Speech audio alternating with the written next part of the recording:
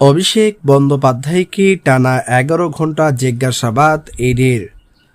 তৃণমূল কংগ্রেসের সর্বভারতীয় সাধারণ সম্পাদক অভিষেক বন্দ্যোপাধ্যায়কে টানা ১১ ঘণ্টা জিজ্ঞাসাবাদ করেছে দেশটির কেন্দ্রীয় তদন্ত সংস্থা এনফোর্সমেন্ট ডিরেক্টরেট ইডি। গতকাল সোমবার বেলা ১১টা থেকে রাত ১০টা পর্যন্ত পশ্চিমবঙ্গ রাজ্যের কলকাতা সল্ট লেকের সিজিও কমপ্লেক্স ইডির দপ্তরে অভিষেককে জিজ্ঞাসাবাদ করা হয়। জিজ্ঞাসাবাদে অভিষেকের কাছে তার গড়া সংস্থা লিপস অ্যান্ড বাউন্স নিয়ে বিভিন্ন তথ্য জানতে চাওয়া হয়। এছাড়া রাজ্যের বিভিন্ন নিয়োগ দুর্নীতি নিয়ে তাকে প্রশ্ন করা হয়। জিজ্ঞাসাবাদে অভিষেক বলেছেন তিনি দুর্নীতির সঙ্গে যুক্ত ছিলেন না। তৃণমূল বিধায়কদের স্বাক্ষর জাল কাণ্ডে আগের দিন রোববার দ্বিতীয় দফায় অভিষেককে জেরা করেন সিআইডির কর্মকর্তারা। কলকাতার ভবানী ভবনে সিআইডির দপ্তরে তাকে 8.5 ঘণ্টা জেরা করা হয়।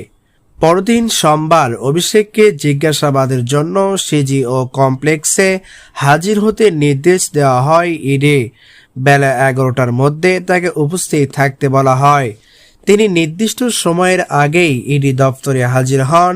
টানা জিজ্ঞাসাবাদ শেষে রাত 10টার দিকে তাকে ছেড়ে দেওয়া হয়।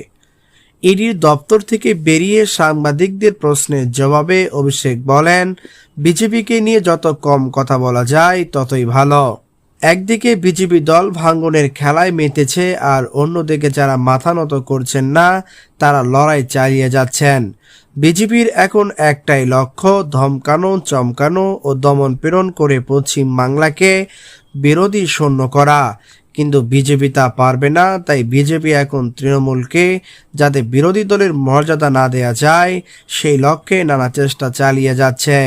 অভিষেক ক্ষোভের সঙ্গে বলেন, এসব করে কোনো লাভ হবে না।